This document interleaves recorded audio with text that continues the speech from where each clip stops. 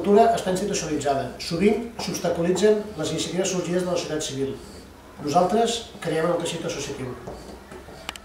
Promourem l'autonomia de les organitzacions i les associacions a la ciutat a través de la cessió d'espais gratuïts o amb lloguers simbòlics, facilitant alhora l'accés als recursos per mitjà d'un fons comú.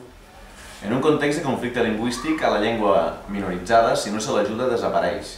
Cal promocionar l'ús social del català i fer-ho des de l'Ajuntament, amb classes gratuïtes per a tothom en tots els nivells elementals.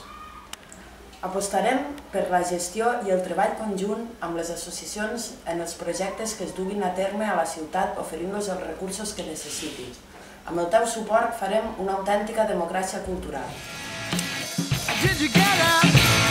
Yes, you are on my mind.